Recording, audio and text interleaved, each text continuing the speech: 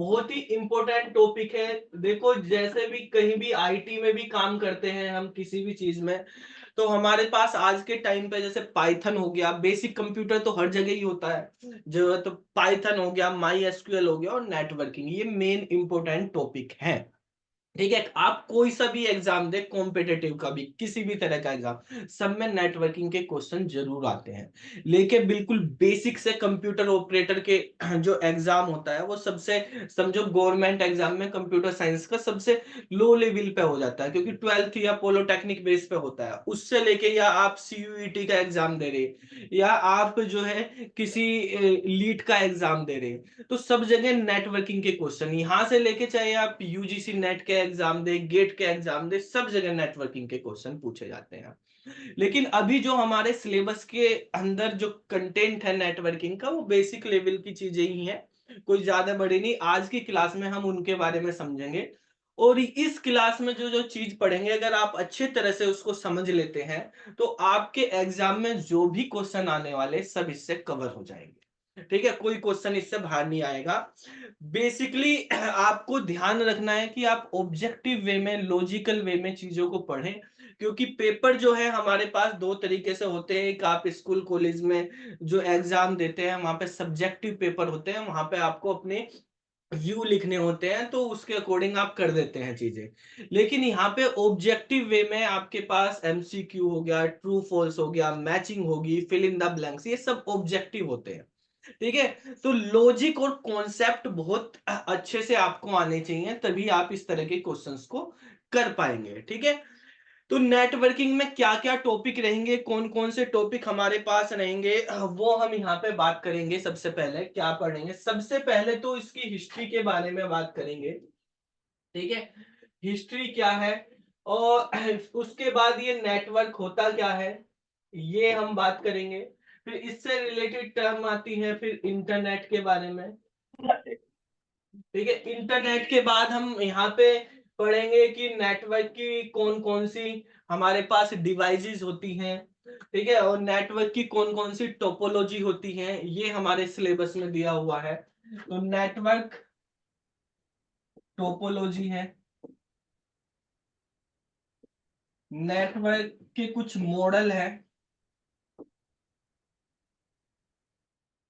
जैसे TCP, IP और OSI model, इनके बारे में हम यहाँ पे पढ़ेंगे, और नेटवर्क डिवाइस के बारे में। तो ये टॉपिक आप आज की क्लास में हम कवर करने वाले हैं, इन टॉपिक्स के बारे में। ठीक है, तो सबसे पहले अगर हम बात करते हैं, जब नेटवर्किंग पढ़ रहे हैं, तो नेटवर्किंग के अंदर जो वर्ड आता है सबसे पहले, वो है हमारे पास नेटवर्क। कि ये नेटवर्क होता क्या है। ठीक है, नेटवर्क क्या होता है इसके बारे में हमें समझना है। यहाँ पे आप देख रहे हैं दो वर्ड से मिलके बना हुआ है, नेट प्लस वर्क। ठीक है, जिसको कोई भी डाउट आए आप मैसेज करके पूछ सकते हैं वहां से। ठीक है, तो यहाँ पर जो है हमारे पास नेटवर्क जो है, दो वर्ड है यहाँ पे, एक नेट है और एक प्लस वर्क है। नेट का मतलब होता है जाल, और वर्क का मतलब काम करना, एक तरह से वो हो गया। ठीक है, यानी ऐसी चीज जो एक जाल की तरह काम करती है। जाल में क्या होता है कि जो चीजें हैं वो एक दूसरे से कनेक्ट होती हैं, बंधी हुई रहती हैं। ठीक है, तो नेटवर्क भी उसी तरीके से काम करता होगा। आजकल वैसे भी आप बहुत ज्यादा नेटवर्क के बारे में सुन रहे होंगे, अगर आप यूट्यूब पर देख रहे होंगे, एमएलएम के बारे में, मल्टी लेवल मार्केटिंग। बेटा जो हमारे पास नेटवर्क होता है, नेटवर्क में क्या है, जैसे अभी मैं बात कर रहा था मल्टी लेवल मार्केटिंग, सुनी, उसको भी क्या बोलते हैं, नेटवर्क मार्केटिंग बोलते हैं। ठीक है, तो नेटवर्क का मतलब उसमें क्या हो रहा था कि एक बंदा है, दूसरे बंदे से जोड़ा, ये सब जोड़ना एक दूसरे से, या किसी भी तरह से जोड़ना, ये सब क्या है, नेटवर्क कहलाता है। ठीक है, यहाँ पे मान लिया हमारे पास एक कंप्यूटर है, एक ये दूसरा कंप्यूटर है, कोई भी हमारे पास डिवाइस है, कंप्यूटर डिवाइस, पीसी हो गया, लैपटॉप हो गया, मोबाइल वगैरह, वो भी के पास ये तीन कंप्यूटर है। आपके घर में ही हम बात करते हैं, आपका एक पीसी है, आपका ये लैपटॉप है, ठीक है, और ये आपका प्रिंटर है। इस नेटवर्क को समझने के लिए इस तरह से समझो। ठीक है, आपका पीसी है, लैपटॉप है और प्रिंटर है। आपने जो है प्रिंटर को एक्सेस करना, मतलब कमांड देनी कुछ चीज प्रिंट निकालना। तो प्रिंट निकालने के लिए अगर आपको पीसी से प्रिंट निकालना है, आपके कंप्यूटर पे कुछ डेटा है उसका प्रिंट निकालना, तो आप क्या करेंगे, इस प्रिंटर को इससे कनेक्ट, चाहे वो हमारे पास बेटा किसी का माइक्रोफोन, अंशी का पीछे से आवाज आ रही।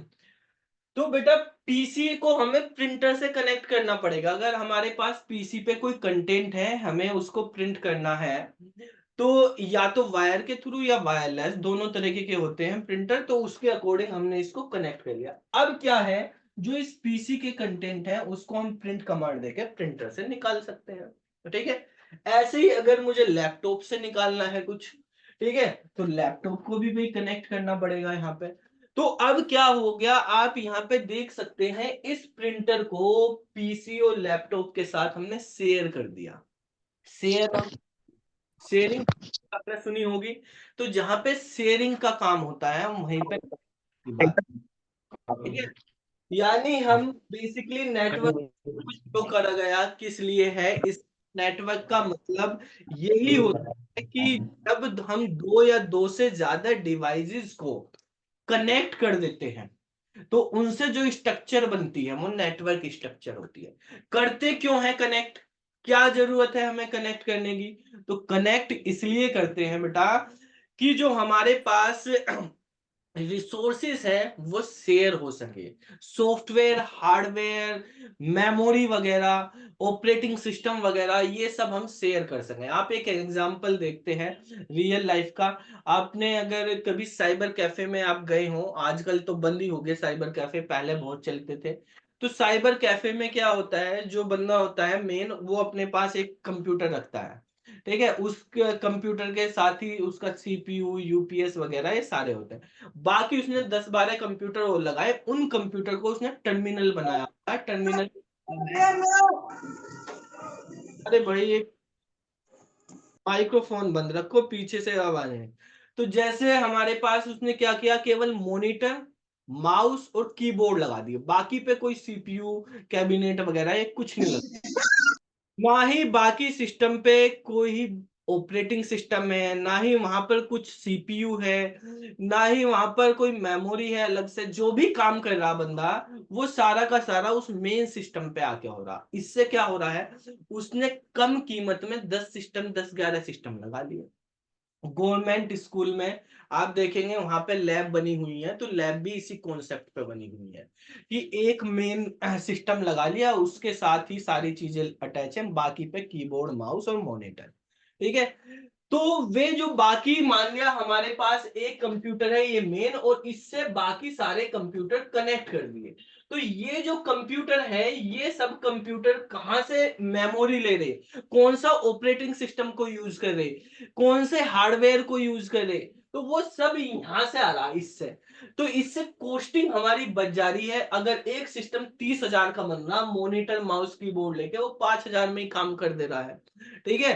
तो जो 30,000 का काम वो हम 5,000 रुपए में कर पा रहे हैं, और हम इंफॉर्मेशन को शेयर, अगर ये कोई काम करता है वो काम भी इसके पास जा रहा, तो उस काम की अगर इस बंदे को जरूरत है तो वो यहां से इसको एक्सेस कर लेगा, ठीक है।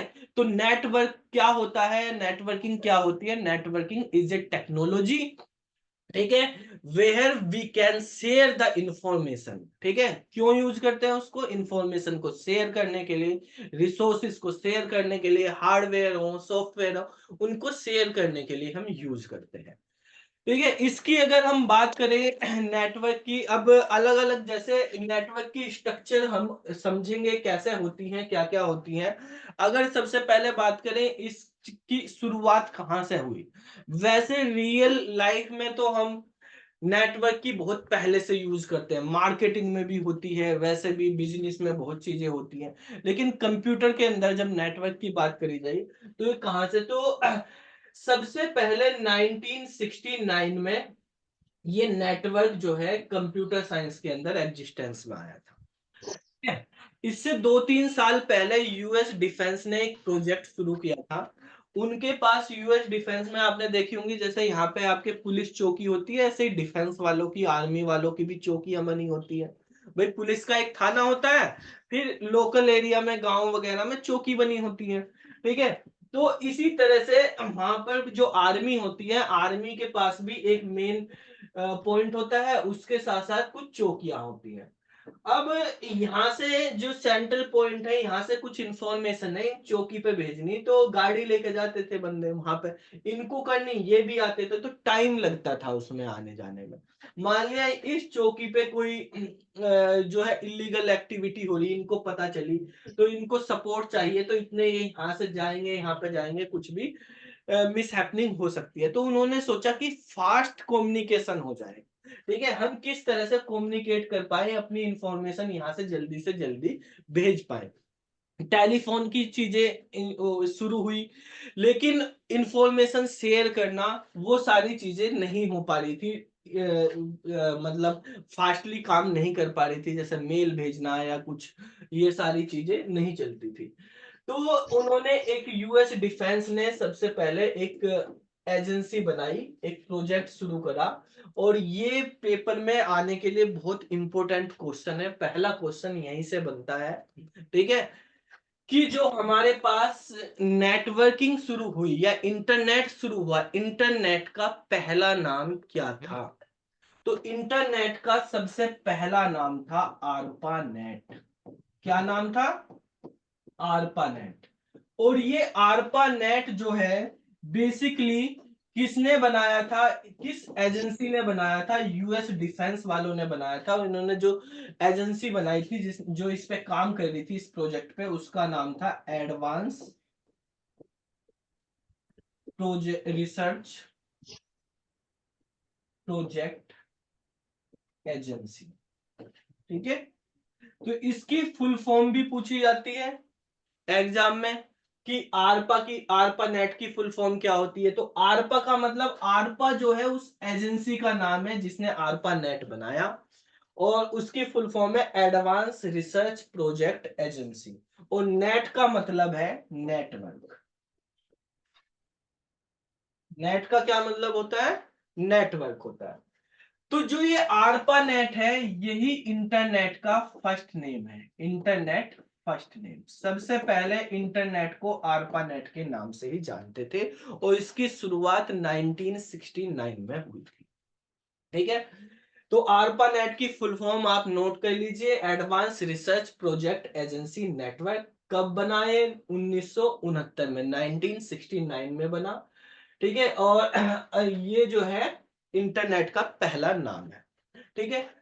तो इसके थ्रू ये पहले डिफेंस में आया, डिफेंस में आने के बाद जो है फिर ये यूनिवर्सिटीज में चला, ठीक है। लेकिन ये प्राइवेट में काम कर रहा था, मतलब एक ऑर्गेनाइजेशन के लिए ही काम कर रहा था। जैसे डिफेंस वाले, तो उससे केवल डिफेंस वाले कनेक्ट है, कोई पर्टिकुलर यूनिवर्सिटी है तो उससे वो पर्टिकुलर यूनिवर्सिटी ही कनेक्ट है। फिर ये पब्लिक के लिए जाए या कोई प्राइवेट ऑर्गेनाइजेशन एक दूसरे से कनेक्ट करना, अपने कस्टमर को कनेक्ट करना चाहे कोई पर्टिकुलर ऑर्गेनाइजेशन, तो वो उसके लिए जो है बाद में रिसर्च चली, और एक एनएसएफ वाले थे, नेशनल साइंस फाउंडेशन, ठीक है।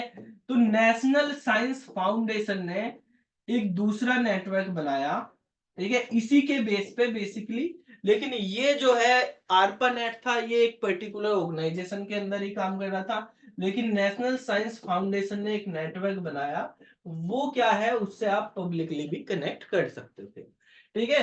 तो नेशनल साइंस फाउंडेशन ने जो नेटवर्क बनाया, उसका नाम रखा एनएसएफ नेट, ठीक है, यानी नेशनल साइंस फाउंडेशन नेटवर्क, ठीक है।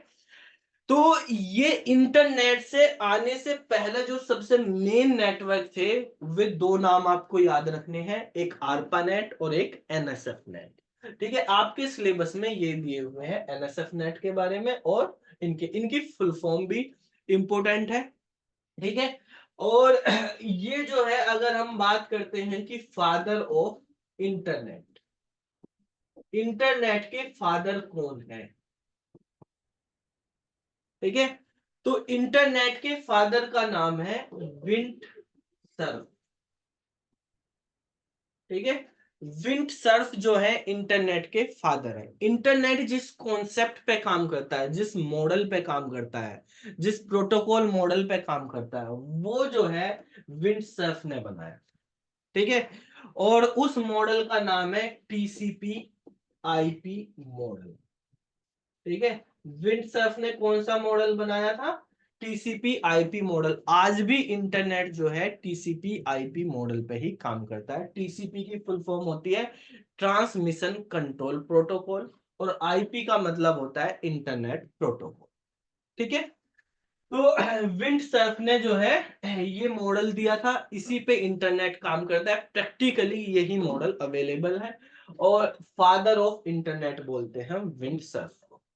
ठीक है, जब ये आरपानेट बना था, आरपानेट के लिए ही ये मॉडल बनाया गया था शुरू में, और ये विंडसर्फ ने बनाया था। ठीक है, अब जैसे हम बात कर रहे हैं नेटवर्क की, तो नेटवर्क कितने टाइप के होते हैं, नेटवर्क के टाइप के बारे में बात करते हैं।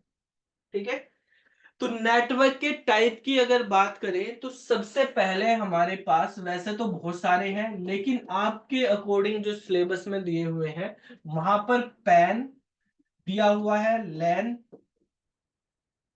मैन और वैन। ठीक है, इसके अलावा भी कैन, सैन वगैरह भी होते हैं और भी, लेकिन आपको ये मेन है, इनसे रिलेटेड क्वेश्चन आएगा आपका। ठीक है, तो यहाँ पे इनकी फुल फॉर्म की अगर बात करें, पैन का मतलब होता है पर्सनल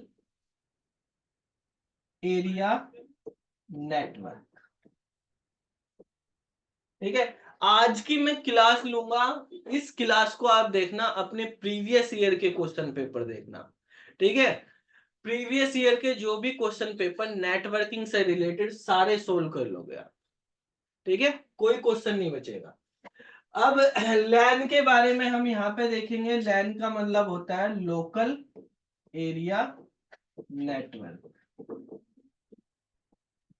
मैन का मतलब होता है मेट्रोपॉलिटन एरिया नेटवर्क, और वैन का मतलब होता है wide area network.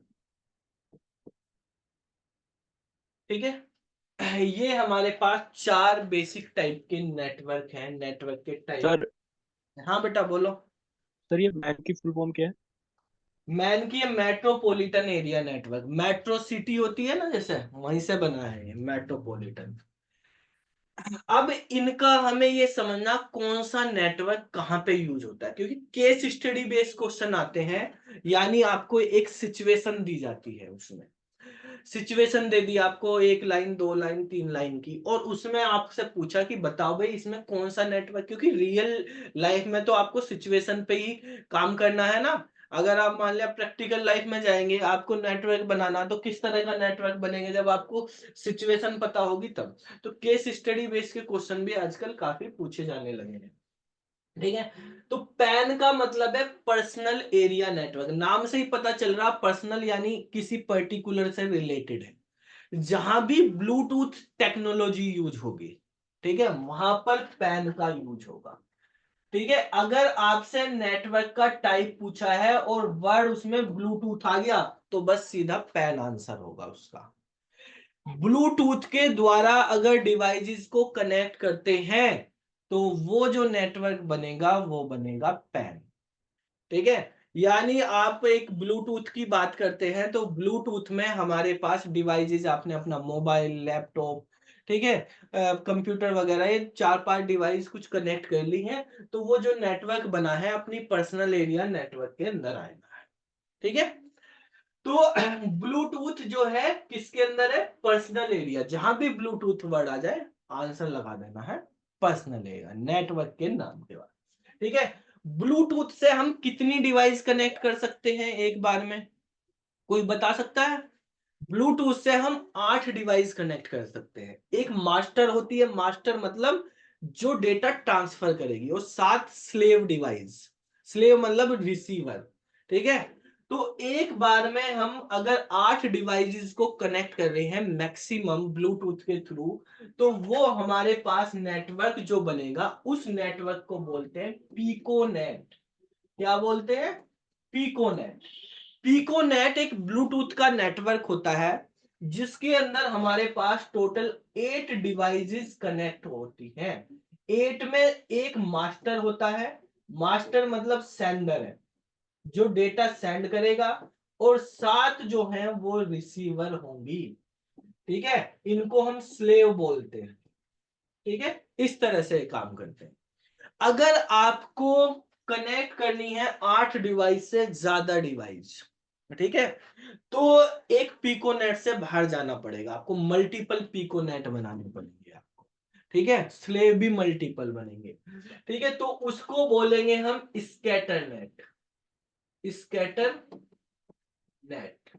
Scatter net का मतलब होता है ये हमारे पास मल्टीपल पिकोनेट का कॉम्बिनेशन होता है। मल्टीपल पिकोनेट को कनेक्ट करने पे यानी नेटवर्क ऑफ पिकोनेट क्या बन जाता है? Scatter net. ठीक है, तो पैन के अंदर भी, पर्सनल एरिया नेटवर्क के अंदर भी दो और नेटवर्क आ गए जिनका नाम, एक का है पिकोनेट और एक का नाम है स्कैटर नेट। पिकोनेट में मैक्सिमम 8 डिवाइस आप कनेक्ट कर सकते हैं। अगर 8 से ज्यादा यानी पिकोनेट का नेटवर्क बनाना है तो वो हमारा कहलाएगा क्या? Scatter net. ठीक है, तो पिकोनेट हो, स्कैटर नेट हो, पैन हो, ये सब किस पे काम कर रहे हैं? ब्लूटूथ टेक्नोलॉजी पे काम करते हैं। इनसे डिवाइसेस ब्लूटूथ से कनेक्ट होती है। या आप इनके एग्जाम्पल में लिखें कौन सी ऐप, शेयरिट ऐप आप यूज करते होंगे। शेयरिट से भी तो डेटा ट्रांसफर कर लेते हैं, तो शेयरिट होगी, ब्लूटूथ होगी, ये सब इसी के अंदर आएंगे पैन में। ठीक है, अब बात करते हैं दूसरे नेटवर्क की, लैन की।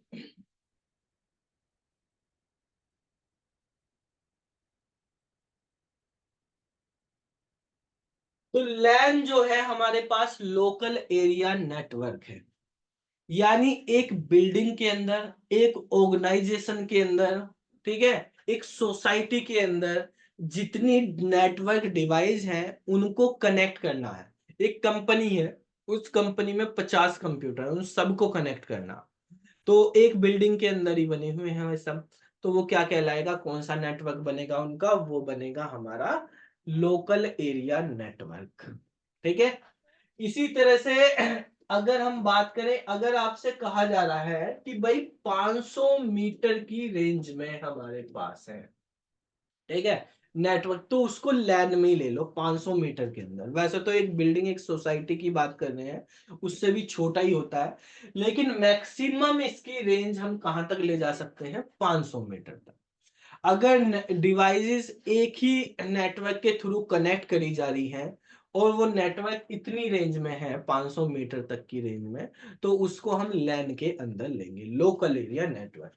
मतलब यहाँ पर एक सिंगल, एक बिल्डिंग होगी या एक ऑर्गेनाइजेशन होगी, सोसाइटी होगी, उसके अंदर हम जो नेटवर्क बना रहे हैं वो किसके अंदर आएगा? लैन के अंदर। Metropolitan area network, metropolitan metro city से रिलेटेड है। ठीक है, जैसे दिल्ली एक मेट्रो सिटी है, दिल्ली के अंदर जितने भी हमारे पास नेटवर्क डिवाइस हैं, जितने भी सिस्टम है, उनको अगर हमें नेटवर्क से कनेक्ट करना है तो वो जो नेटवर्क बनेगा वो बनेगा मैन। ठीक है, जैसे मान लिया मैंने एक एयरटेल का नेटवर्क लिया हुआ है, एयरटेल वाले जितने भी दिल्ली के अंदर हैं वो सब एयरटेल का एक मेन सेंट्रल ऑफिस होगा यहाँ पे दिल्ली के अंदर, उससे कनेक्ट हो रहे, तो वो सारा का सारा जो नेटवर्क बना हुआ है वो क्या कहलाएगा? मैन। अब बच्चे कभी कभी पेपर में मान लिया ऐसा क्वेश्चन आ गया कि एक डिवाइस जो हमारे पास रखी हुई है, या एक कंपनी है, उसका एक ऑफिस तो जो है दिल्ली के अंदर है, ठीक है, और दूसरा ऑफिस जो है उसका नोएडा के अंदर है, ठीक है, तीसरा ऑफिस उसका गाजियाबाद के अंदर है। तो नेटवर्क बनाएंगे तो वो हमारे पास नेटवर्क पैन होगा, लैन होगा, मैन होगा या वैन होगा। ठीक है, तो यहां पर आप देख रहे हैं मल्टीपल सिटीज होगी, तो बच्चे लिख देते हैं कि इसका आंसर वैन हो जाएगा, क्योंकि मैन का मतलब तो एक सिटी के अंदर हो गया यहाँ पर। लेकिन ये बात पूरी नहीं है, बच्चे इसी में कंफ्यूज हो जाते हैं। भाई यहाँ पे भी मैन ही लगेगा। क्यों लगेगा? एक सिटी का मतलब नहीं है कि एक सिटी के अंदर ही, ठीक है, बोल देते हैं हम एक मेट्रो सिटी। एक मेट्रो सिटी जितना एरिया कवर करना, एक्चुअल बात ये होती है, ठीक है।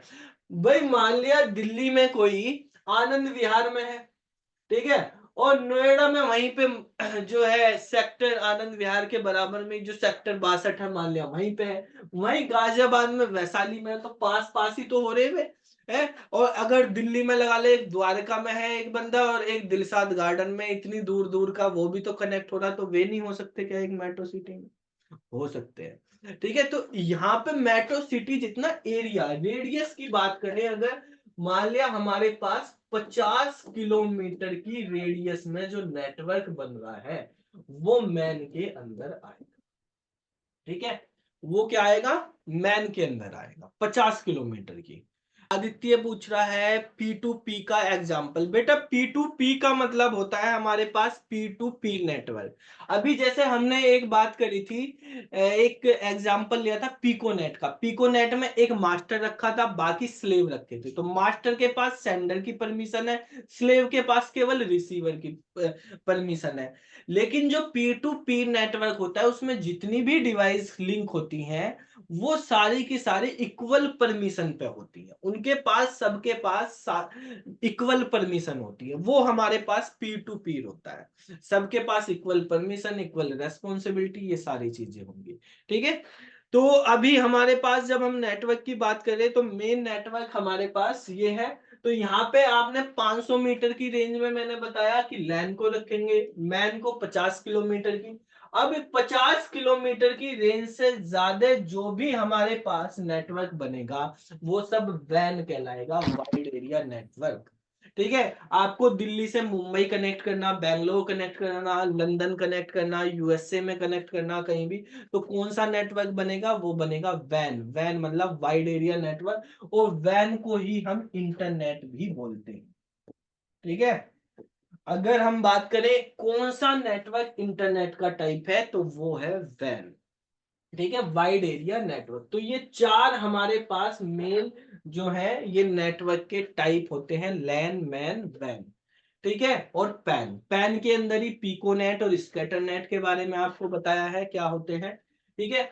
अब देखो जैसे हमारे पास नेटवर्क बनाने का मतलब कोई भी दो या दो से ज्यादा डिवाइस अगर आपने कनेक्ट कर दी एक दूसरे से तो वो क्या बन जाता है? एक नेटवर्क कहलाता है। मान लिया ये चार डिवाइस है आपने कनेक्ट करी, इसका नाम है नेटवर्क 1, ठीक है। इसी तरह से मान लिया हमारे पास ये तीन डिवाइस है, इनको आपने कनेक्ट करा, ये नेटवर्क 2 है। ये हमारे पास यहाँ पे चार डिवाइस और है, इनको आपने कनेक्ट कर दिया, ये नेटवर्क 3 है। कैसे कनेक्ट करना उससे अभी मतलब नहीं है, बस कनेक्ट है में, ठीक है। अब इन सबको भी आपस में कनेक्ट कर दिया यहाँ पे, यानी नेटवर्क का भी एक नेटवर्क बन गया पूरा, तो इसको ही बोलते हैं इंटरनेट, ठीक है। तो इंटरनेट की अगर हम डेफिनेशन देंगे तो इंटरनेट की सिंपल एक स्टेटमेंट देना, तो internet is a network of network, networks, ठीक है। यानी मल्टीपल नेटवर्क्स का जो नेटवर्क बनेगा वो इंटरनेट है। और ये इंटरनेट खाली एक बिल्डिंग या एक लोकेशन, एक एरिया में ही नहीं होगा, ये पूरे वर्ल्ड के नेटवर्क का नेटवर्क जो बनेगा वो इंटरनेट है। पूरे वर्ल्ड में जितने भी नेटवर्क हैं उन सबका नेटवर्क क्या कहलाएगा? इंटरनेट कहलाएगा, ठीक है।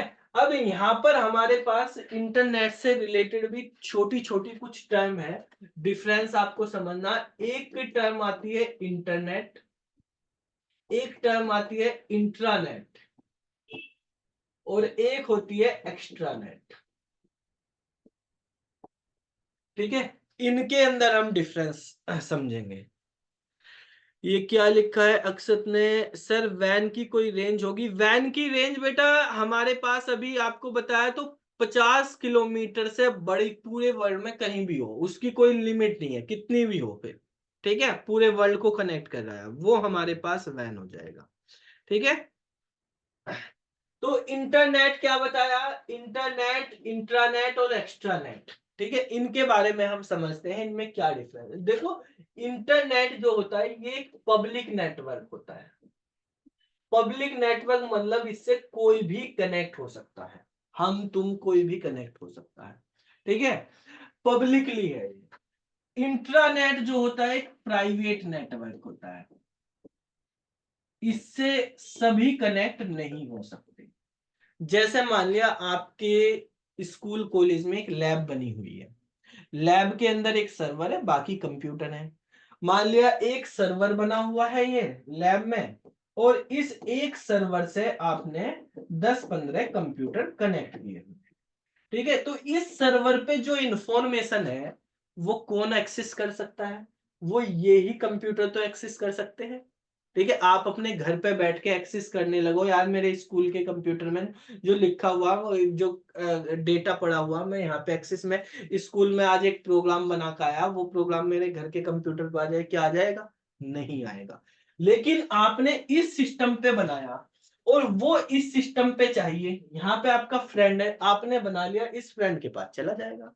ठीक है, क्योंकि वो लैब के अंदर सारे कंप्यूटर एक दूसरे से कनेक्ट है। तो ये जो नेटवर्क बना हुआ है ये एक प्राइवेट नेटवर्क हो गया, इसी को बोल रहे हैं हम इंट्रानेट, क्योंकि ये सर्वर जो है इंटरनेट से कनेक्ट नहीं है, पब्लिकली नहीं है। जब हम ये बना रहे हैं इंट्रानेट, इंट्रानेट में इंटरनेट होने की कोई रिक्वायरमेंट नहीं है। ठीक है, इसका मतलब ये है ये बिना इंटरनेट के थ्रू भी कनेक्ट हो सकते हैं, वायर लगा दिए, इथरनेट केबल बिछा दी और बन गए, ये सारे के सारे कनेक्ट कर दिए। ठीक है, तो भाई ये तो हमारे पास ऐसे भी कनेक्ट हो सकते हैं। तो यहाँ पर जो केवल इन्हीं को एक्सेस कर रहे हैं वो हमारे पास एक प्राइवेट नेटवर्क है। ठीक है, उसी को हम क्या बोल रहे हैं, इंट्रानेट। इंट्रा का मतलब होता है विद इन, इंट्रा मतलब होता है विद इन, मतलब एक ही नेटवर्क के अंदर ही काम होगा। एक कंपनी है, ठीक है, और उस कंपनी के अंदर मान लिया 150 एम्प्लॉय काम करते हैं, सबको सिस्टम मिले हुए हैं, वे ऑफिस में जाते हैं, अपने सिस्टम पे बैठते हैं, काम करते हैं।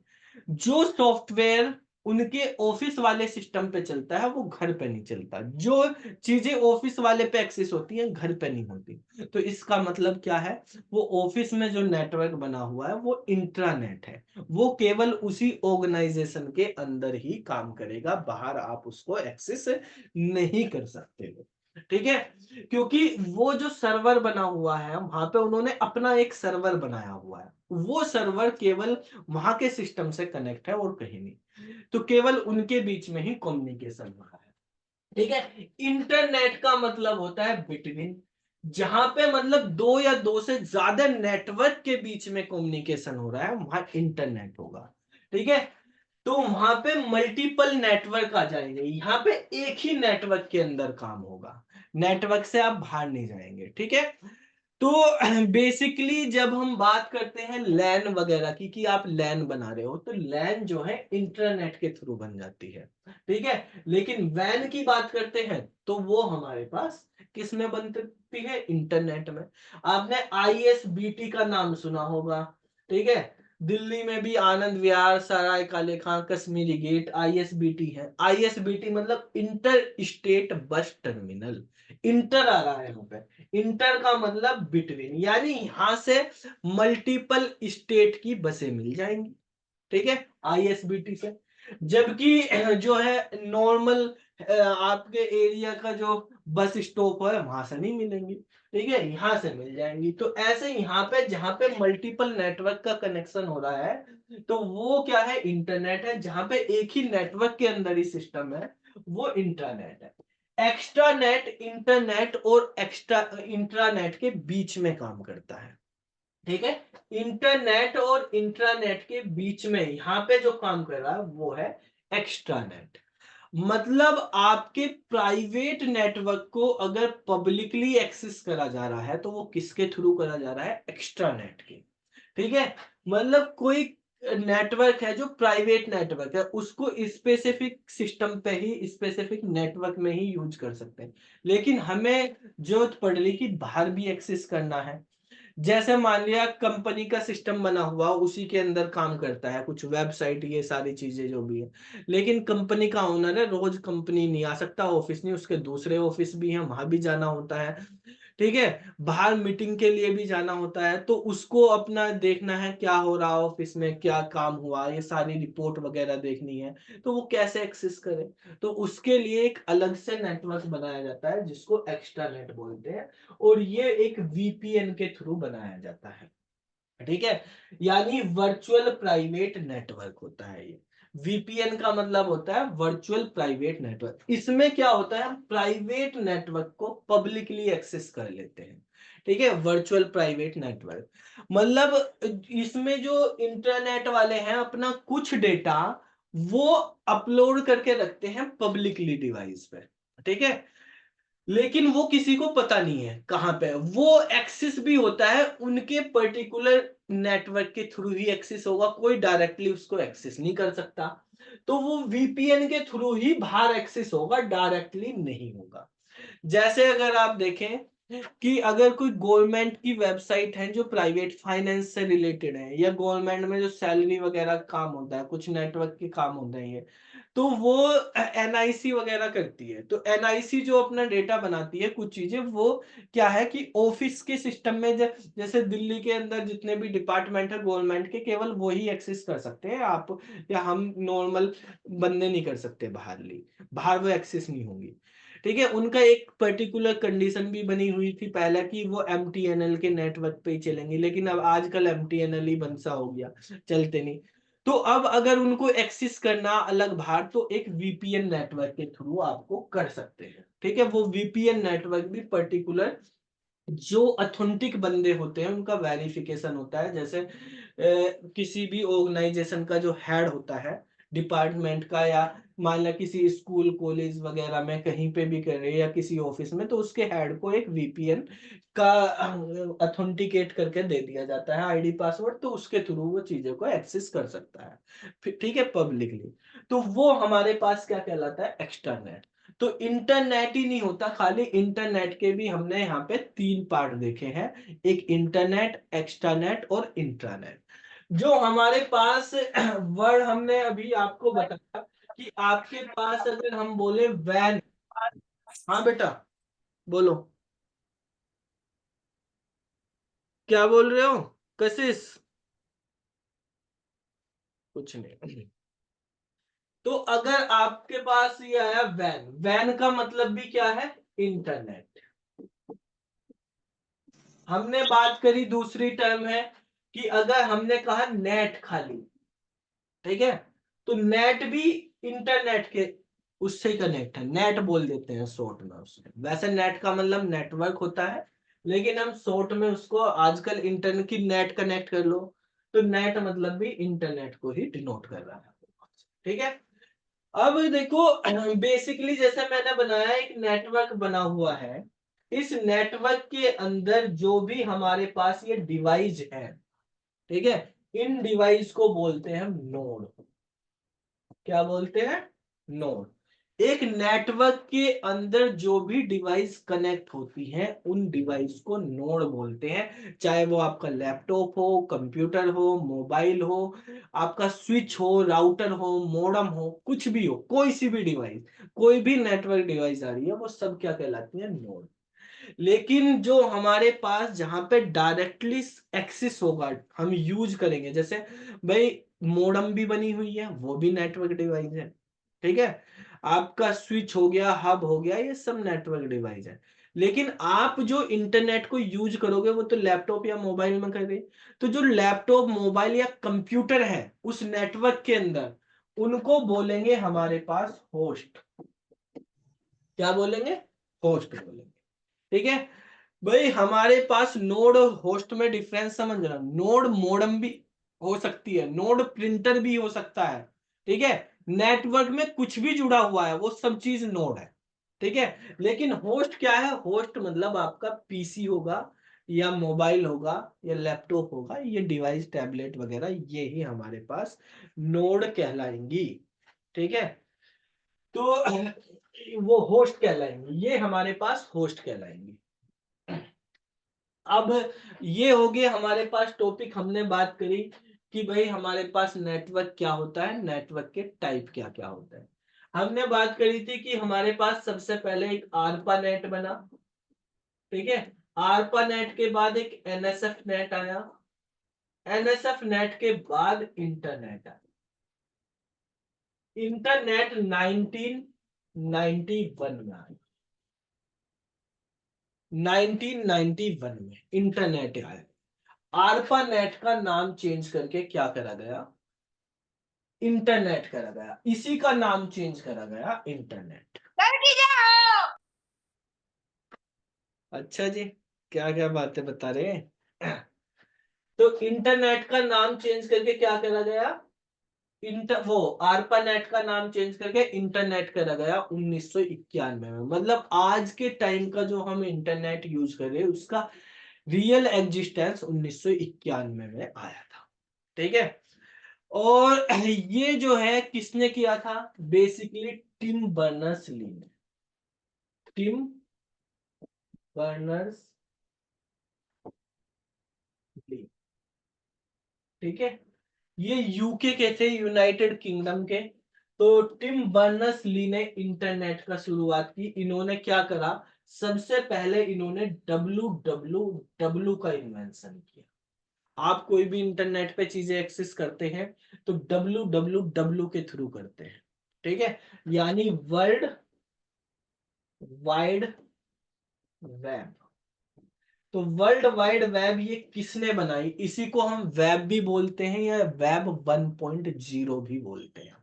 ठीक है, डब्ल्यू डब्ल्यू डब्ल्यू का दूसरा नाम क्या है, वेब या वेब 1.0। इसके बाद 2.0 3.0 भी आए हैं वेब के वर्जन, लेकिन इनिशियली जो हम यूज करते हैं डब्ल्यू डब्ल्यू डब्ल्यू, ये वेब कहलाता है। और इसको बनाया था टिम बर्नर्स ली ने 1991 में।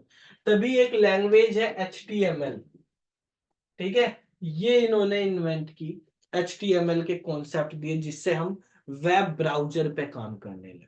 ठीक है, यहां पर जो है उन्होंने एक वेब ब्राउजर भी बनाया। वेब ब्राउजर क्या होता है, एक एप्लीकेशन सॉफ्टवेयर होता है जिसके थ्रू आप इंटरनेट में कम्युनिकेट कर सकते हो, मतलब सर्वर पे रिक्वेस्ट सेंड कर सकते हो, वहां से रेस्पॉन्स आएगा, वो आप डिस्प्ले कर सकते हो, दूसरी डिवाइस से इंटरनेट के थ्रू कम्युनिकेट करने के लिए हेल्प करता है। जैसे Google Chrome, Microsoft Edge, opera mini, ठीक है, मोजिला फायरफॉक्स, सफारी वगैरह, ये सब क्या है, वेब ब्राउजर है। तो वेब ब्राउजर भी सबसे पहले टिम बर्नर्स ली ने बनाया। इनकी ऑर्गेनाइजेशन है जिसका नाम है W3C, world wide web consortium. ठीक है, तो W3C के अंदर जो है इन्होंने बनाया है। आप W3C जो है हमारे पास, इसके जो मेन चेयरमैन है वो टिम बर्नर्स ली है। तो इंटरनेट की मेन शुरुआत जो है पब्लिक के लिए जो करी थी वो टिम बर्नर्स ली ने करी थी। ठीक है, और ये अभी भी इसमें रिसर्च कर रहे हैं, नई नई चीजें डाल रहे हैं, जो प्रोटोकॉल बनाए, रूल्स बनाए, वो सब ये बना रहे थे। ठीक है, तो यहां से ये तो होगी हमारे पास हिस्ट्री की बात कि क्या हमारे पास इंटरनेट की हिस्ट्री, कहां से इंटरनेट चला। अब हम बात करते हैं इंटरनेट में, जैसे हम बात कर रहे थे कि नेटवर्क बना लिया, ये हमारे पास 4 डिवाइस है। इनको कनेक्ट करने का ये तरीका भी है कि भाई आपने ऐसे कनेक्ट कर दिया, इनको आप ऐसे भी कनेक्ट कर सकते हैं, ये 4 डिवाइस कनेक्ट होगी। इनको आप ऐसे भी कनेक्ट कर सकते हैं। ठीक है, कनेक्ट करने के अलग अलग तरीके हैं। ठीक है, नेटवर्क बनाने के, तो इनके बारे में पढ़ेंगे हम, कैसे हमें नेटवर्क बनाना है, किस तरीके से डिवाइसेस को कनेक्ट करना। और इस कॉन्सेप्ट को हम बोलते हैं टोपोलॉजी।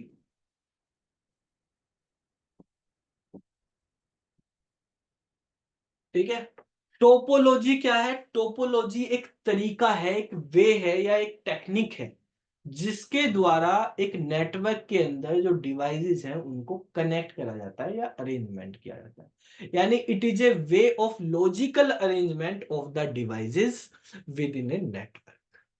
ये क्या कहलाता है? टोपोलॉजी कहलाता है। Topology is a way to connect या logical arrangement of devices in a network.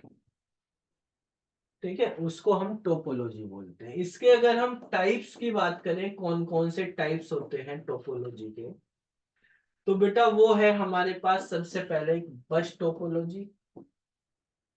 दूसरी टोपोलॉजी होती है हमारे पास एक रिंग टोपोलॉजी। तीसरी टोपोलॉजी है स्टार टोपोलॉजी। फोर्थ टोपोलॉजी है हमारे पास मैश टोपोलॉजी। ठीक है, और फिफ्थ है ट्री टोपोलॉजी, और सिक्स है हाइब्रिड टोपोलॉजी। ये 6 टाइप की टोपोलॉजी। ठीक है, बस, रिंग, स्टार, मैश, ट्री और हाइब्रिड। ठीक है, अगर कोई बच्चे जैसे 12th के सीबीएसई के एग्जाम होते हैं, उनमें केस स्टडी बेस में भी आते हैं इनके क्वेश्चन, 2-2 नंबर में भी आते हैं। तो केस स्टडी में तो आंसर हमेशा स्टार टोपोलॉजी ही होता है। क्या होता है वो भी मैं आप बताऊंगा किस तरह से होते हैं, पहले इनके बारे में हम समझेंगे। ये 6 टोपोलॉजी है। टोपोलॉजी का मतलब किस तरह से आपको अरेंज करना, डिवाइसेस को लगाना है, कनेक्ट करना एक नेटवर्क के अंदर। ठीक है, उसके अंदर कनेक्ट करने में इतनी सारी टोपोलॉजी क्यों बनी? क्योंकि किसी टोपोलॉजी की कुछ नुकसान भी है, कुछ फायदे भी हैं। ठीक है, तो आपको क्या बेनिफिट चाहिए, उसके अकॉर्डिंग आप इनमें से जो भी तरीका आपको लगे वो आपको यूज करना हो। ठीक है, जब मान लिया आप एक नेटवर्क इंजीनियर बन गए और आपको किसी कंपनी ने बुलाया कि भाई मेरे पास ये 50 सिस्टम रखे हैं, इनको कनेक्ट कर दो नेटवर्क से। ठीक है, इनका एक नेटवर्क बना दो कि एक हमारे पास सर्वर है, ये 50 सिस्टम्स एक दूसरे से कनेक्ट हो जाए सब। तो आप इनमें से कौन सी टोपोलॉजी यूज करके उनको कनेक्ट करोगे, ये आपसे पूछा गया। बताओ या करो, आपको प्रैक्टिकल है कैसे करना। तो हमें किन किन चीजों का ध्यान रखना होगा, वो हमें यहाँ पे समझना है। पहले सबसे पहले हम बस टोपोलॉजी के बारे में बात करेंगे। बस का मतलब है इसकी, क्योंकि स्ट्रक्चर बस के जैसी ही होती है नॉर्मली। जैसे इसके अंदर क्या होता है, एक वायर ले लेते हैं, बस एक वायर ले ली। ठीक है, अब मान लिया मेरे पास 4 सिस्टम है, तो इस वायर में यहाँ पे एक कट लगाएंगे और यहाँ से एक ईथरनेट केबल जोड़ेंगे और वो यहाँ पे एक सिस्टम लगा के रखेंगे, इस सिस्टम से कनेक्ट। ठीक है, ऐसे ही दूसरा सिस्टम है, दूसरा कट यहाँ लगाया, यहाँ से एक ईथरनेट केबल जोड़ी। ठीक है, और यहाँ से इसको कनेक्ट कर। तीसरा सिस्टम यहाँ पे ऐसे ही कर दिया। ये कोई जरूरी नहीं कि ऊपर नीचे करना। ठीक है, ये तो यहाँ पे अच्छे से स्ट्रक्चर बन जाए तो इसलिए हमने करी है थियोरेटिकली। ठीक है, तो ऐसे हमने यहाँ पे कनेक्ट कर। क्या हुआ बेटा? तो ये हो गया। यहाँ पर इसका एक एंड पॉइंट बनाएंगे, इधर भी एक एंड पॉइंट होगा। ठीक है, और ये जो स्ट्रक्चर बनी, ये बस टोपोलॉजी की स्ट्रक्चर है। यहाँ पर क्या क्या चीज ध्यान रखनी है आपको बस टोपोलॉजी में? सबसे ज्यादा गलतियां क्या करते हैं बच्चे? गलतियां ये करते हैं, ऐसे बना देते हैं, ये होगी, ऐसे बना दिया या उन्होंने लिख दिया इसके बारे में या ये समझ लिया, तो उनके एमसीक्यू क्वेश्चन भी गलत हो जाएंगे। भाई एक वायर से ऐसे कनेक्ट नहीं होती, ये ध्यान रखना सबसे पहले। वायर तो ये एक बैकबोन वायर होता है, ये वाला जो वायर है इसको बोलते हैं बैकबोन वायर। बैकबोन मतलब जैसे रीढ़ की हड्डी होती है ना, पूरी की पूरी टोपोलॉजी इस वायर पे डिपेंड करती है।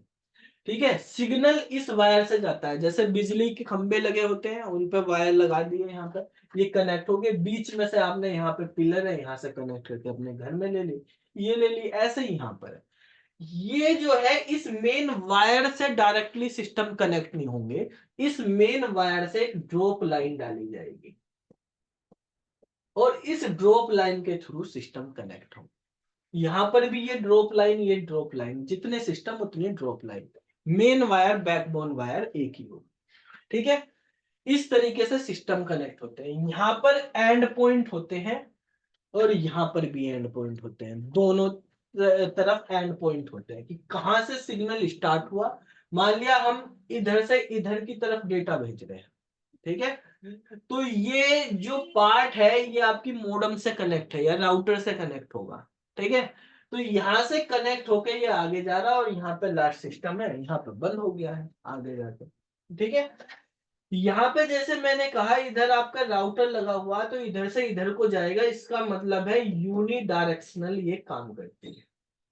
बस टोपोलॉजी में जो सिग्नल या डेटा ट्रांसफर होगा वो यूनि डायरेक्शन होगा, एक ही डायरेक्शन में चलेगा, इधर से इधर की तरफ जाएगा, इधर से इधर नहीं जाएगा। अब ये सिस्टम है ए, ये सिस्टम है बी, ये सिस्टम सी, ये सिस्टम है डी, ये चार सिस्टम है हमारे पास। तो ए वाला सिस्टम है वो बी को, सी को, डी को, तीनों को डेटा भेज सकता है। बी वाला केवल सी और डी को भेज सकता है, ए को नहीं भेज सकता। सी वाला केवल डी को भेज सकता है, ए बी को नहीं भेज सकता। और डी वाला किसी को भी नहीं भेज सकता, वो केवल रिसीव कर सकता है डेटा। ठीक है, तो सबसे इसमें मेन क्या चीजें हैं हमें समझनी, इसकी ड्रॉबैक कि ये जो है यूनी डायरेक्शनल है, डेटा जो है एक ही डायरेक्शन में जा रहा, बैक नहीं आएगा। डी वाले को, ए को अगर डेटा भेजना तो वो नहीं भेज पाएगा। ठीक है, तो भाई फायदा क्या हुआ इसमें, तो गड़बड़ हो गया काम। दूसरी प्रॉब्लम क्या है, अगर मान लिया यहां से ये मेन वायर खराब हो गया तो आगे सिग्नल ही नहीं जाएगा, आगे जितने भी सिस्टम उनका कनेक्शन खत्म हो गया। ठीक है, तो ये हमें कहाँ यूज करनी भाई, ये तो इसकी प्रॉब्लम होगी, एक तो यूनि डायरेक्शनल होगी, एक इस तरह की प्रॉब्लम होगी। पर फायदा वही है जहां आपको कम से कम कॉस्टिंग में ये काम करना हो, तभी आप बस टोपोलॉजी यूज करो। कम से कम कॉस्टिंग का मतलब क्या है कि भाई आपको एक ही वायर लगाना पड़ा, उसी में कट करके बाकी जोड़ दिए, वायर की आपको ज्यादा की जरूरत ही नहीं पड़ी। ठीक है, तो कॉस्टिंग आपकी बच जाएगी, कम पैसे में कम खर्चे में काम कराना तो बस टोपोलॉजी यूज कर लो। या मान लिया आपका बहुत लंबा डिस्टेंस पे आपको डेटा भेजना है, ठीक है, तो वहां पे बीच में कोई सिस्टम ही नहीं है, बस खाली वायर ही वायर भेजना है, ऐसे एक सिंगल वायर के थ्रू आप भेज सकते हो वहां से। ठीक है, तो वो हम यहाँ पे कर सकते हैं, लेकिन ये इसकी मेन ड्रॉबैक है। इसमें एक बैकबोन होता है, दो एंड पॉइंट होते हैं, ड्रॉप लाइन से सिस्टम कनेक्ट होंगे, इस तरह से काम करेगा। अब इसमें सबसे बड़ी प्रॉब्लम, भाई वायर खराब हो गया चलो वो तो हो ही जाता है, कोई वो तो बाद में जोड़ लेंगे, लेकिन प्रॉब्लम क्या आ रही कि डी वाला ए को, बी को, सी को नहीं भेज पा रहा, यानी पीछे हम डेटा नहीं भेज पा रहे, ये सबसे मेन प्रॉब्लम है। ठीक है, भाई आपने वायर तो लगा लिया लेकिन डेटा ही नहीं भेज पा रहे हैं इस तरह से। तो अब हमें क्या करना पड़ेगा, इसको समझने के लिए, इस प्रॉब्लम को सोल्व करने के लिए एक दूसरी टोपोलॉजी बनाई गई। ये क्या हुआ, वाईफाई आल्सो कम्स अंडर लैन। हाँ बेटा, वाईफाई लैन में ही आता है। राउटर बेटा, अभी ये राउटर वगैरह जो है नेटवर्क डिवाइस टॉपिक होने होगा उसमें पढ़ाएंगे। तो हमने अब क्या करा, इसमें बस टोपोलॉजी की जगह दूसरा हमने एक बना दिया, रिंग टोपोलॉजी। रिंग टोपोलॉजी में क्या करा, इस वायर का था जो एक, ये पूरा वायर था, इस वायर को गोल घुमा दिया, यानी इसका लास्ट वाला हिस्सा स्टार्टिंग वाले हिस्से से जोड़ दिया। ऐसे कर दिया कि यहाँ पे एक सिस्टम है, ऐसे करा दूसरा सिस्टम, तीसरा सिस्टम, और फिर यहाँ पे एक फोर्थ सिस्टम भी लगाया हमने। और ये करा, ये ए, बी, सी और डी, यानी उसको सर्किल में ले लिया हमने। ठीक है, लास्ट वाले हिस्से को शुरू वाले में जोड़ दिया। और एक चीज और ध्यान रखो, यहाँ पे ड्रॉप लाइन खत्म होगी, जो रिंग टोपोलॉजी बनी उसमें ड्रॉप लाइन खत्म होगी। जो ये मेन वायर है इसी से ही सिस्टम जोड़ दिए, इसी में ही सिस्टम आ गया और आगे फॉरवर्ड करते चले। डायरेक्शन यहाँ भी यूनी डायरेक्शन ही रहेगी, डेटा आगे की तरफ ही जाएगा, पीछे की तरफ नहीं आएगा। ठीक है, रिंग टोपोलॉजी में बच्चे सबसे ज्यादा यही गड़बड़ करते हैं कि इसको बता देते हैं कि ये बाई डायरेक्शनल होती है, नहीं, ये भी यूनी डायरेक्शनल होती है। और रिंग टोपोलॉजी में एक क्वेश्चन बार बार पूछा जाता है कि रिंग टोपोलॉजी यूनी डायरेक्शनल होती है या बाई डायरेक्शनल। यूनी डायरेक्शनल होती है, लेकिन हर डिवाइस एक दूसरे को डेटा भेज सकती है। कैसे भेज देगी? डेटा ट्रांसफर हो जाएगा तब भी। डी वाला ए को भी भेज सकता है, ए वाला बी को भी भेज सकता है। ठीक है, डी वाला सी को भी भेज सकता है, अपने पीछे भी भेज सकता है, ए वाला भी भेज सकता है डी को, डी वाला भी ए को भेज सकता है, लेकिन यूनी डायरेक्शनल ही है। कैसे? अगर ए को डी को भेजना तो ये डायरेक्ट नहीं भेजेगा, घूम के आएगा ऐसे। ठीक है, ए पहले बी को भेजेगा, बी सी को भेजेगा, सी तब डी को भेजेगा। अगर डी को ए को भेजना तो ये तो डायरेक्ट ही है, यहां से ही भेज देगा। यहाँ पे हर डिवाइस जो है वो उसके दो नाइबर होंगे, एक आगे वाला जहां पे वो डेटा भेजेगा और एक जहां से रिसीव करेगा। तो रिंग टोपोलॉजी में हर डिवाइस के दो नाइबर डिवाइस होंगे, एक रिसीवर के लिए, एक सेंडर।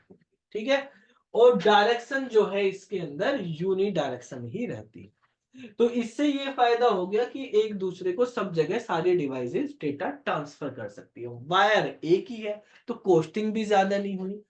अब प्रॉब्लम इसमें वही है कि वायर खराब होने से प्रॉब्लम, कि अगर यहां से वायर खराब हो गई तो अब ए जो है बी को डेटा नहीं भेज सकता, ना ही सी को भेज सकता, ना ही डी को भेज सकता, क्योंकि आगे का नेटवर्क खत्म है। लेकिन बी जो है वो सी को, डी को और ए को भेज सकता है, ऐसे जा सकता है डेटा।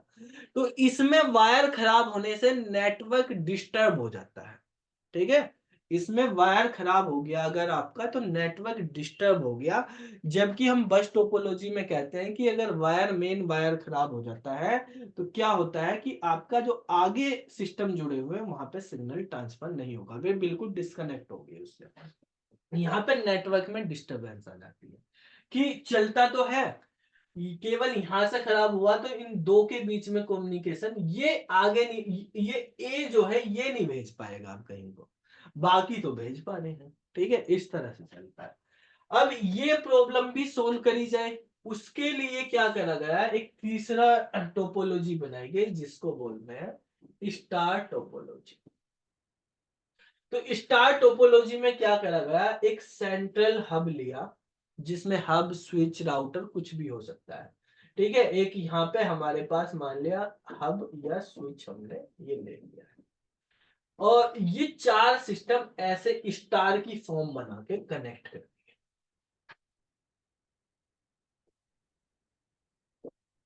इसकी शेप एक स्टार की तरह होती है, तो इसीलिए इसको स्टार टोपोलॉजी बोला जाता है। सिस्टम है ए, बी, सी और डी। यहाँ पे वायर तो हमारे पास चार लग गए, वायर की कॉस्टिंग थोड़ी बढ़ गई है, लेकिन अगर फास्ट की बात करें तो ये सबसे फास्ट काम करती है स्टार टोपोलॉजी। अगर आपको डेटा ट्रांसफर करना है कि हमारा डेटा ट्रांसफर की स्पीड बढ़े, फास्ट कम्युनिकेशन हो, तो स्टार टोपोलॉजी सबसे बेस्ट है। रिंग टोपोलॉजी में नहीं, ए को डी को भेजना था वहां पे रिंग में, तो वो सबको घूम के आके भेज रही थी। अगर 50 सिस्टम है तो 50 से घूम के आ रही थी वो, तब भेज रही थी लास्ट वाले को। ऐसे ही बस वाले में लंबा पड़ा। लेकिन यहाँ पे आप चाहे कितने भी सिस्टम हो, 2 सिस्टम हो चाहे 50 सिस्टम हो, ठीक है, तो हर बार जो है डेटा ट्रांसफर करने की स्पीड बराबर ही होगी, बराबर ही डिस्टेंस रहेगी। क्योंकि अगर मान लिया ए को किसी को भी डेटा भेजना है तो वो डेटा उस डिवाइस को नहीं भेजेगा डायरेक्ट, वो इस स्विच को भेजेगा। अब स्विच से यहां तक की डिस्टेंस बराबर है, अब स्विच से सबकी डिस्टेंस ही बराबर है। तो अब स्विच मान लिया सी को भेजना, यहाँ सी को भेज देगा, डी को भेजना डी को, ए को, बी को भेजना बी को, किसी पे भी भेज देता है ऐसे। ठीक है, तो बराबर यानी किसी भी डिवाइस को किसी दूसरी डिवाइस को डेटा भेजना बराबर ही डिस्टेंस, बराबर ही टाइम लगना। ठीक है, चाहे बी भेजे डी को तो उसको भी पहले यहां तक जाना, फिर यहां से यहां पे आना, बस ये काम होना है स्टार टोपोलॉजी में। ठीक है, अगर मान लिया ये इसका वायर खराब हो गया तो केवल ये ही खराब हुई है, इसका कम्युनिकेशन बंद हुआ, बाकी किसी का नहीं हुआ, बाकी सब नॉर्मली जैसे काम कर रहे ऐसे काम करते रहेंगे, ना नेटवर्क डिस्टर्ब हो रहा ना कुछ प्रॉब्लम है। ठीक है बेटा, अब इसमें प्रॉब्लम कहाँ है, इसमें प्रॉब्लम है इस स्विच या हब के, जो ये सेंट्रल पॉइंट बनाया, ठीक है, जो हमने स्विच लगाया, अगर यही खराब हो गया तो पूरा सिस्टम ही खत्म। ठीक है, कोई भी डिवाइस कम्युनिकेट नहीं कर पाई, पूरा का पूरा डिपेंडेंस इस पर है। लेकिन अगर हम बात करें प्रैक्टिकली, आज के टाइम पे सबसे ज्यादा यूज होने वाली टोपोलॉजी वो स्टार टोपोलॉजी ही है। ठीक है, अगर आप अपनी लैब में भी देखेंगे वहां पे स्विच लगा हुआ है, स्विच से वायर जा रहे हैं, सब सिस्टम कनेक्ट करेंगे।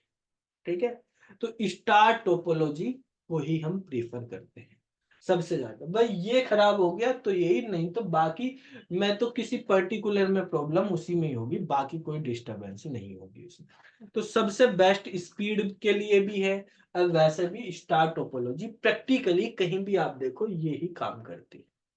ठीक है, अब आते हैं हम तीसरे नंबर पे मैश टोपोलॉजी पे। मैश टोपोलॉजी, ये जो टोपोलॉजी है ये मोस्ट रिलायबल टोपोलॉजी। रिलायबल मतलब जिसपे आप सबसे ज्यादा भरोसा कर सकते हैं। अगर इस टोपोलॉजी को कहा कि डेटा भेजना है तुझे तो ये भेज के ही रहेगी, चाहे कैसे भी, चाहे कितने भी वायर खराब हो जाए, कहीं भी हो जाए, लेकिन आपका डेटा ट्रांसफर होकर ही रहेगा। ठीक है, तो इसमें डिवाइस वायर खराब होने के झंझट से आप बच जाओगे। क्यों? क्योंकि इसकी कॉस्टिंग ज्यादा है और वायर ज्यादा है। ये चार सिस्टम है आपके पास, इनको आपको कनेक्ट करना, तो ये कहता है हर सिस्टम को हर दूसरे सिस्टम से कनेक्ट कर दो। ये ए है, ये बी है, ये सी है और ये डी है। तो ए को बी से भी, सी से भी, डी से भी, सबसे कनेक्ट कर दिया आपने। ठीक है, ऐसे ही इसको भी कनेक्ट कर दिया सबसे, ऐसे ही इसको भी, सब एक दूसरे से कनेक्ट कर दिए। अब ए को भेजना है डेटा सी को, तो वो डायरेक्ट भी भेज सकता है, डायरेक्ट वाला वायर खराब हो गया तो इधर को भेज देगा, इधर वाला खराब हो गया तो इधर को भेज देगा, इधर वाला खराब हो गया तो ऐसे करके भेज देगा, कहीं ना कहीं से भेज ही देगा। बहुत सारे रास्ते हैं। ठीक है, तो मतलब इसीलिए इसको मोस्ट रिलायबल कहा जाता है, लेकिन एक्सपेंसिव है। क्यों? क्योंकि इतने सारे वायर लग गए, जाल सा बुन जाता है, इतने सारे वायर घिच पिच हो जाती है, तो हम इसको यूज नहीं करते प्रैक्टिकली इतना। ठीक है, कि भाई एक तो कॉस्टिंग बढ़ जाती है, ज्यादा वायर हो जाते हैं। इससे रिलेटेड क्वेश्चन आते हैं, सबसे रिलायबल टोपोलॉजी कौन सी होती है? मैश टोपोलॉजी होती है। फिर दूसरा क्वेश्चन बनता है इसमें कि अगर मेरे पास नेटवर्क के अंदर 4 डिवाइसेस हैं तो कितने वायर लगेंगे? तो कितने वायर लग रहे हैं, यहाँ पे आप देख रहे हैं 6 वायर आपको लगाने पड़ेंगे। ठीक है, और हर डिवाइस से कितने वायर कनेक्ट हैं, यानी ये इसके पोर्ट बने होंगे ना, तो 3 पोर्ट इसमें बने हुए हैं। तो ईच डिवाइस पे हमारे पास कितने पोर्ट हैं? 3 पोर्ट बने हैं, क्योंकि 4 डिवाइस है तो हर डिवाइस पे 3 पोर्ट आपको लगाने पड़ेंगे। तो ये तो 4 के लिए करा। अगर n डिवाइसेस है हमारे पास तो इसका फॉर्मूला क्या है कि हर डिवाइस पे n-1 तो पोर्ट होंगे। ठीक है, इन ईच डिवाइस। भाई हर डिवाइस कितनी डिवाइस से कनेक्ट होगी? अपने से तो है ही वो, बाकी सबसे होगी। अगर n डिवाइस है तो उसको n-1 से और कनेक्ट होना पड़ेगा, लिंक बनाने पड़ेंगे। ठीक है, और n इंटू n-1/2। ठीक है, इतने वायर की जरूरत पड़ेगी, इतने वायर हमें लगाने पड़ेंगे। ठीक है, टोटल देखो, जैसे यहाँ पे मैंने कहा 4 डिवाइस है, n की वैल्यू 4 रखी थी, तो 4 इंटू 3/2, इससे ये कैंसिल हो गया, तो हमें 6 वायर की जरूरत पड़ी। आपसे क्वेश्चन पूछा कि मैश टोपोलॉजी बनानी है आपको 10 डिवाइसेस के लिए, और उन 10 डिवाइसेस के लिए बताओ आपको कितने वायर लगेंगे? तो 10 इंटू 9/2, 45 वायर आपको लगाने पड़ेंगे। ठीक है, और हर डिवाइस पे कितने पोर्ट होंगे, 9 पोर्ट बनेंगे। तो इस तरह के न्यूमेरिकल क्वेश्चंस भी मैश टोपोलॉजी में आ जाते हैं। ठीक है, आप नेटवर्क जब बनाते हैं तो आप पार्सली मैश या फुली मैश भी बना सकते हैं। पार्सली में मतलब सबको नहीं करना, कुछ इंपॉर्टेंट है वहां पे आपका डेटा ट्रांसफर होना, तो उस कुछ को आपने फुली मैश कर लिया, कुछ को पार्सली कर लिया, तो वो पार्सली रह जाएगी आपके पास। ठीक है, तो इसके बाद हमारे पास नेक्स्ट आता है ट्री टोपोलॉजी। ट्री टोपोलॉजी का मतलब है जैसे यूनिवर्सिटीज होगी, कैंपस होगी, कैन टाइप के कैंपस एरिया नेटवर्क होते हैं, वहां पे इसकी जरूरत पड़ती है। बड़े बड़े ऑफिसेज हैं, वहां पे अलग अलग डिपार्टमेंट हैं, वहां पे हम ट्री टोपोलॉजी बना लेते हैं। कैसे कि हमारे पास ये एक मेन राउटर है, ठीक है, यहां से मेन आईएसपी से कनेक्शन आ रहा।